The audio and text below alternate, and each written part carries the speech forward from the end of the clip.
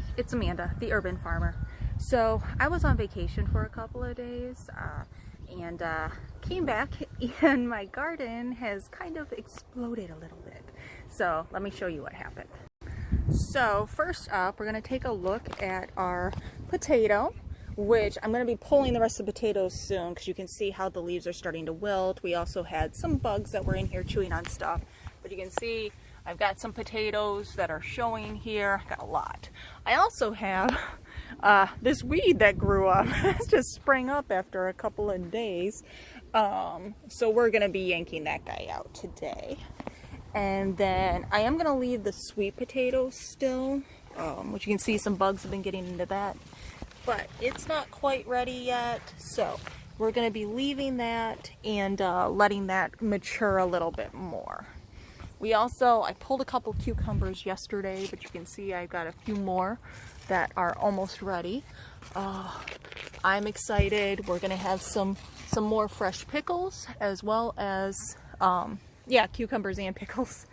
And then my tomatoes, you can see here, the Romas are getting to be a good size.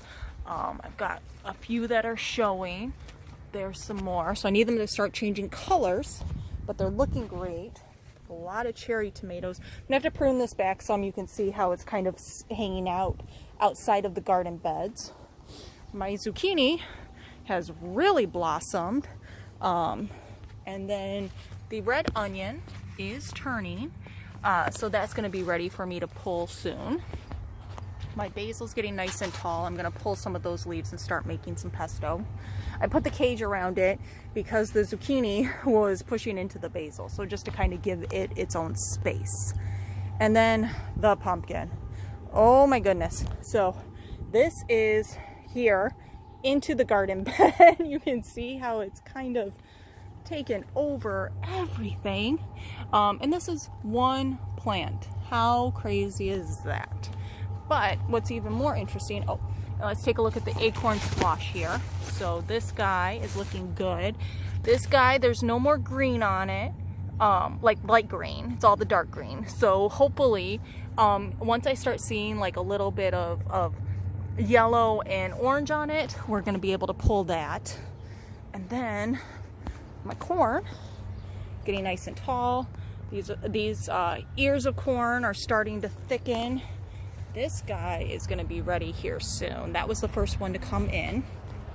But what I'm going to do is also go to the other side here. So, excuse me, I'm going to come back here to my little gate. We're going to go into the back alley here. Hi, Dobby. And walk over here.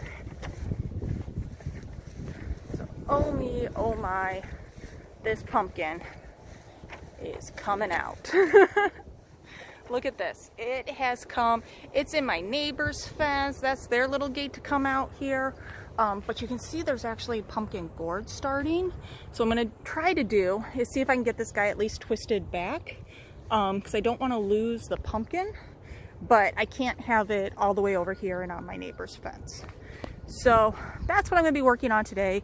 Pruning back the pumpkin a little bit, seeing what I can save of it, but it has truly taken over that corner of the garden. It's magnificent, it's a total vibe, but we're also going to have to try to keep it back a little bit, contain it. Okay, so what I have done is I did trim back what I had on my neighbor's fence because honestly they need to be able to open up the fence. I also pruned back a little bit that was growing outside the gate here.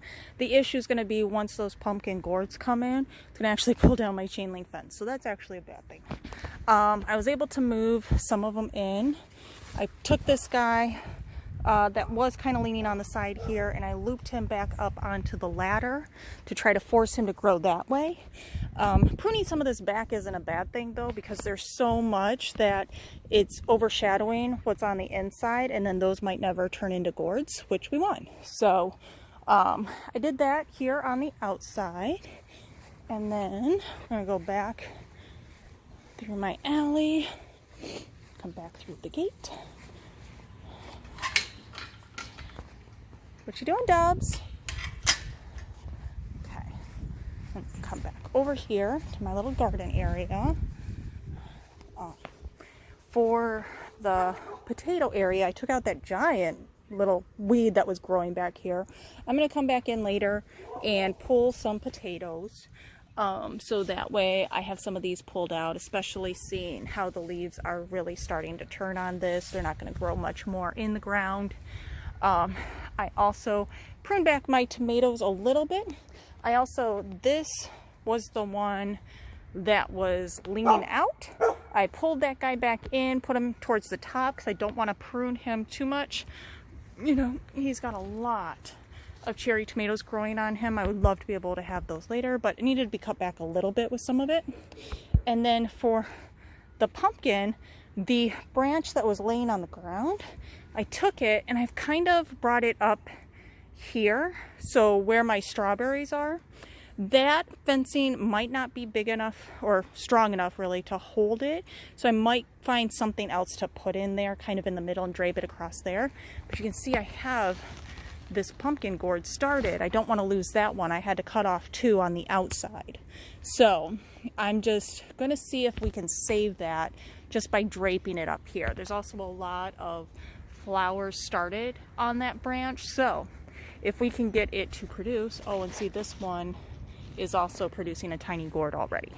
So want to try to save this if we can, but I might need to stabilize it with something else. I just wanted to get it off the ground for right now, and then we'll see what else we need to bring in here. So still got a big blooming plant, still have a lot coming in. We just had to cut back a little bit. So this is Amanda, the urban farmer, just showing you a little update for how the garden's doing and what we have to do just for basic maintenance. I'll talk to you later. Bye.